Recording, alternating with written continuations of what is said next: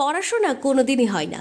শিশুর শরীর স্বাস্থ্যের খোঁজ খবর নেওয়া তো দূরে থাক, বরং এক হাঁটু জলকাদা পেরিয়ে জঙ্গলের মধ্যে একটি বাড়ির গোয়াল ঘরের পাশে এক চিলতে জায়গায় অস্বাস্থ্যকর পরিবেশে মশার কামড় এবং রান্না করা চাল এবং ডাল সেদ্ধ খেতে মাঝে মধ্যে আসে শিশুরা।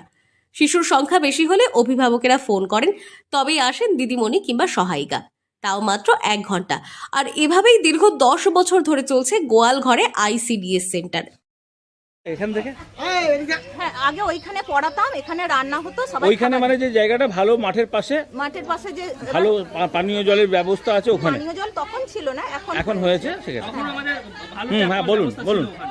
হ্যাঁ, ওখানে আমি পড়াতাম, এখানে রান্না হতো, সবাই খাবার নিত। দিয়ে ওখানে ঘরদোর উড়ে গেছে, আমি ক্লাব ঘরে পড়াতাম। তারপরে আস্তে এই ঘরদোরটা উড়ে গেল কবে, কতদিন আগে? এই যে আমপানে ঝড়ে আরেকবার পরে যে ঝড়টা হলো তখন। 10 বছর না, এই তো তারপর থেকে আচ্ছা, তাহলে আপনারা অফিসকে জানিয়েছেন না? আপনার CDPO ম্যাডাম বা তাদেরকে জানিয়েছেন যে দরখাস্ত দেওয়া আছে? হ্যাঁ।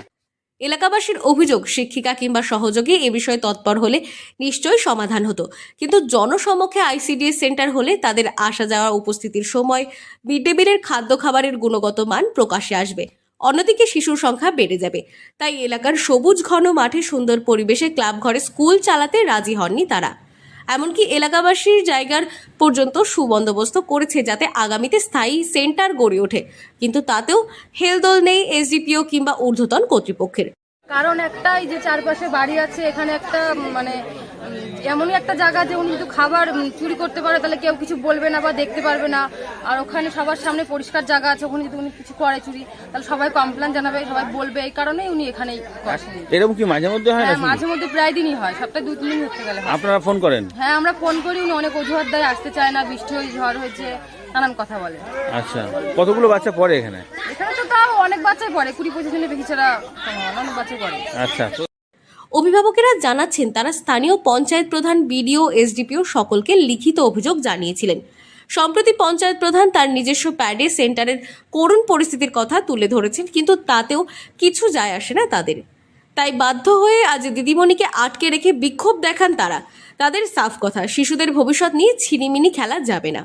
স্থায়ী সমাধান না হলে এরপর ওই গ্রামে ঢুকতে দেবে না দিদিমণি এবং সহযোগীকে, এমনই হুঁশিয়ারি এলাকাবাসীর। চরম অস্বাস্থ্যকর পরিবেশে ICDS সেন্টারটি নদিয়ার শান্তিপুর ব্লকের আরবান্দি 2 নম্বর গ্রাম পঞ্চায়েতের অন্তর্গত পাঁচপোতা নতুন পাড়ায় অবস্থিত 324 নম্বর অঙ্গনওয়াড়ি কেন্দ্র। শিক্ষিকা বন্দনা পোদ্দার, সহযোগী শিক্ষা মণ্ডল। শিক্ষিকা জানাচ্ছেন তিনিও নাকি উচ্চ মহলে জানিয়েও কোনো লাভ হচ্ছে না, তবে চরম অস্বাস্থ্যকর পরিবেশ মানছেন তিনিও। অন্যদিকে এলাকাবাসীর প্রস্তাব অনুযায়ী ক্লাবের ঘরে সেন্টার চালানো তাদের পক্ষে সম্ভব নয় যতক্ষণ না ঊর্ধ্বতন কর্তৃপক্ষ রাজি হচ্ছে। নদিয়া থেকে মৈনাক দেবনাথের রিপোর্ট, লোকাল 18 বাংলা।